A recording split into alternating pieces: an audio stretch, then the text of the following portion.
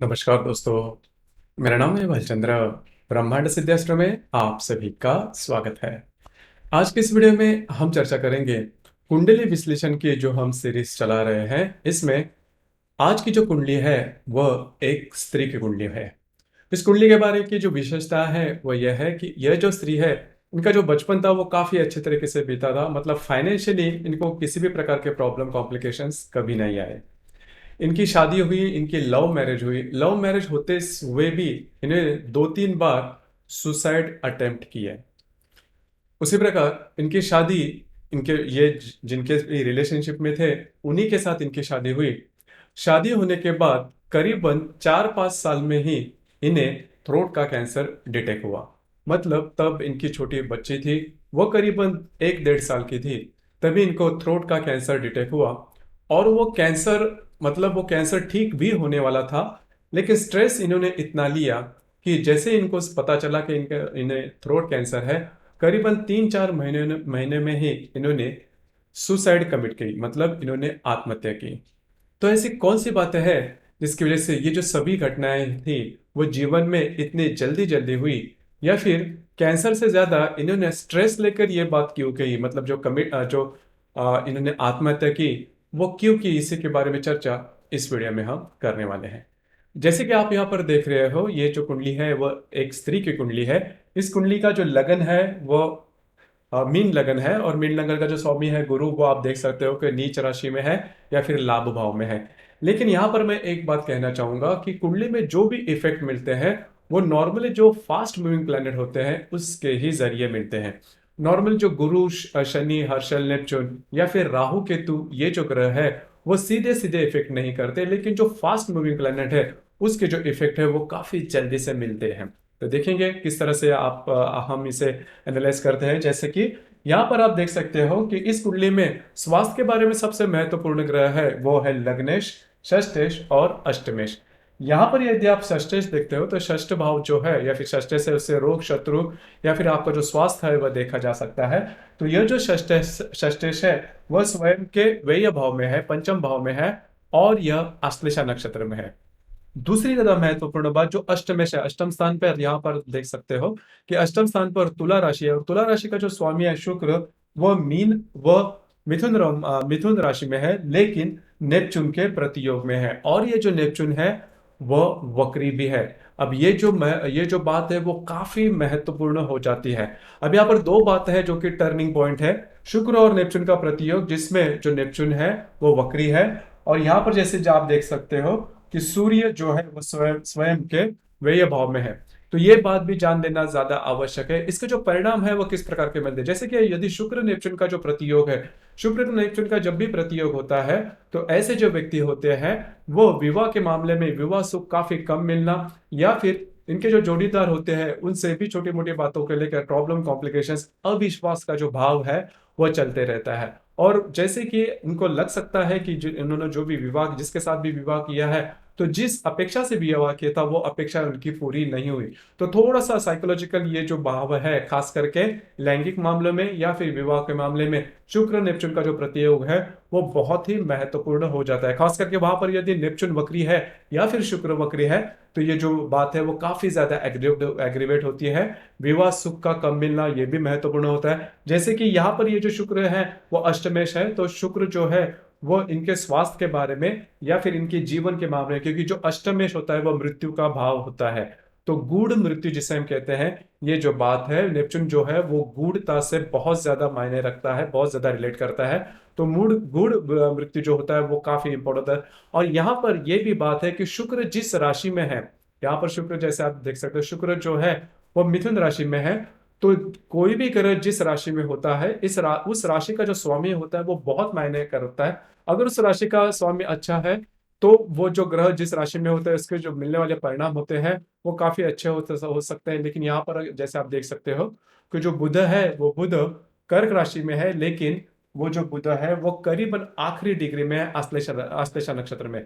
तो ये जो डिग्री है वो अंश है वो गंडांतर अंश इसे कहा जाता है। तो इस अंश में मतलब 28, 29, 30 और 1, 2 मतलब सिंह राशि के इस अंश में अगर कोई भी ग्रह आता है तो इसके जो परिणाम है एक्सट्रीम निगेटिव मिलते हैं। तो जैसे कि जो चतुर्थ भाव है मतलब चतुर्थेश जो है वो बुध जो है वो काफी नुकसानदायी हो चुका है। इस वजह से शुक्र का जो इफेक्ट है वो काफी नेगेटिव मिला है। अब यहाँ पर यदि आप चंद्र कुंडली से भी देखते हो, जैसे कि इनकी जो राशि है वो कुंभ राशि है, और कुंभ राशि का जो अष्टमेश है, कुंभ राशि का जो अष्टमेश आता है वो बुध है। और यहाँ पर जैसे बुध की हमने चर्चा की, बुध जो है वो षष्ठ भाव में है, मतलब चंद्रमा के षष्ठ भाव में है।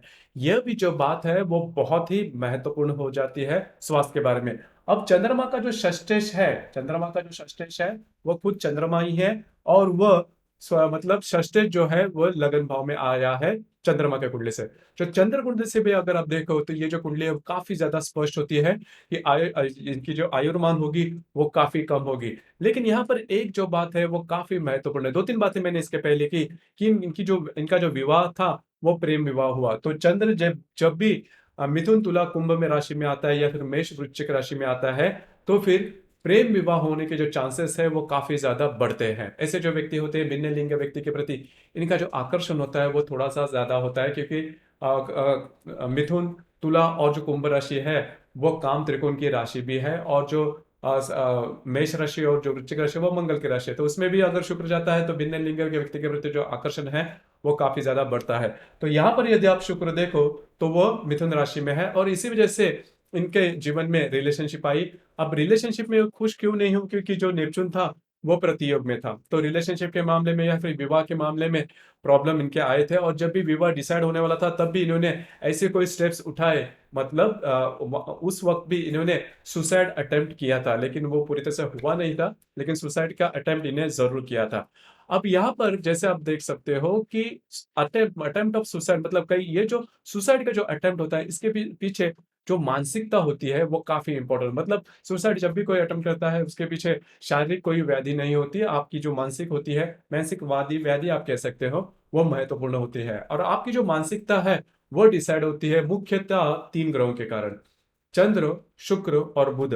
ये जो तीन ग्रह है वो काफी इंपॉर्टेंट है। जैसे कि बुध जो है वो बौद्धिक स्तर पर ज्यादा बोलता है, जो चंद्रमा है वो आपकी मानसिक या फिर भावनाओं के ऊपर ज्यादा बोलता है, और जो शुक्र है ये भी इंपॉर्टेंट होता है। और ये जो शुक्र है वो आपके मतलब काम भावना पर ज्यादा बोलता है या फिर विवाह सुख में भी काफी बोलता है। जैसे कि यहाँ पर आप देख सकते हो कि जो चंद्रमा है ये चंद्रमा हर्षल के केंद्र योग में है, चंद्रमा 21 डिग्री पर है, और जो हर्षल है वो वक्री 20 डिग्री पर है। तो जब भी चंद्रमा हर्षल के युति केंद्र प्रतियोग में आता है तो ऐसे जो व्यक्ति होते हैं इनकी जो मानसिकता होती है वो स्थिर नहीं होती, मन में कई प्रकार के विचार चलते हैं। और कई दफा ऐसे जो व्यक्ति होते हैं वो एक्सट्रीम पर ज्यादा चलते हैं, एक्सट्रीम पर ज्यादा विचार करते हैं। मतलब कोई भी विचार अगर इनके मन में आता है, कोई भी मतलब पॉजिटिव हो या नेगेटिव, तो वो उस पर कंट्रोल नहीं करते, तो कंट्रोल नहीं कर पाते। तो कश्मकश जो विचारों की या फिर भावनाओं की होती है वो हमेशा चलती रहती है। उसी प्रकार बुध के बारे में भी अगर आप देखें, जैसे हमने कहा कि बुध जो है वो वक्री है, और किसी भी कुंडली में यदि यदि बुध वक्री होता है तो मानसिक तौर पर डिप्रेशन में जाना ये कंपलसरी होता है। लाइफ में कभी ना कभी ऐसे व्यक्ति डिप्रेशन में जाते ही जाते हैं। तो बुध यदि वक्री यहाँ पर वक्री भी है और वो 29 डिग्री पे है, तो राशि गंडांतर जिसे क्या हम कहते हैं उसी में है ये बुध। तो ये जो बुध है वो भी बुद्धि के स्तर पर काफी महत्वपूर्ण हो चुका है। उसी प्रकार तीसरा जो मैंने ग्रह का शुक्र, जो कि यहाँ पर इसके पहले भी हमने डिस्कस किया कि जो शुक्र है वो नेपच्यून के प्रतियोग में है। तो बुध शुक्र और बुध जब भी बुध शुक्र और चंद्रमा जब भी किसी कुंडली में इस प्रकार से बाधित हो जाते हैं तो फिर ऐसे जो व्यक्ति होते हैं उनके जो मानसिक स्तर पर वो बहुत ज्यादा कमकुवत होते हैं, बहुत ज्यादा कमजोर होते हैं। और ऐसे व्यक्तियों में ही काफी तौर पर देखा जाए तो डिप्रेशन या फिर सुसाइड अटेम्प्ट करने की जो चाह होती है वो काफी ज्यादा बनती है। अब यहाँ पर चंद्र और हर्षल का जो केंद्र योग था वो बहुत ही ज्यादा इसने मायने रखे, और चंद्र शुक्र जो बुध जैसे हमने कहा, इसी वजह से इनके इसके मतलब ये जो सुसाइड इन्होंने अटेम्प्ट किया है, इसके पहले भी मतलब इनकी जब भी शादी तय हुई थी तब भी इन्होंने सुसाइड के अटेम्प्ट किया था, और इसके पीछे इसी प्रकार का कारण था। तो इसी वजह से सब भी कुछ, क्योंकि इनका जो कैंसर था वो ठीक भी होने वाला था, लेकिन इसके पहले ही इन्होंने इस प्रकार के मतलब इनका जो थ्रोट कैंसर उनको हुआ था, तो आगे जाके क्या होगा कैसे होगा इस विचारों के कारण ही इन्होंने इस प्रकार की जो एक्सट्रीम स्टेप है वो इनके जीवन में ली। और इनको एक छोटी बच्ची होने के बावजूद जो कि 1 डेढ़ साल की थी, इसके बावजूद, और बाकी की इनकी इनकी जो फाइनेंशियल स्टेटस थी वो भी ठीक ठाक थी, उसमें भी कोई बड़ी ऐसी दिक्कत वाली बात नहीं थी। लेकिन सिर्फ और सिर्फ विचारों के कारण, स्ट्रेस के कारण ही इन्होंने यह एक्सट्रीम स्टेप लिया और अपने जीवन का अंत भी कर लिया। आपके इसके संदर्भ में विचार क्या है? आपके अनुभव क्या है? नीचे कमेंट बॉक्स में ज़रूर कमेंट करना और अपना जो चैनल है ब्रह्मांड सिद्धि एस्ट्रो, इसे भी लाइक, शेयर और सब्सक्राइब ज़रूर करना। धन्यवाद।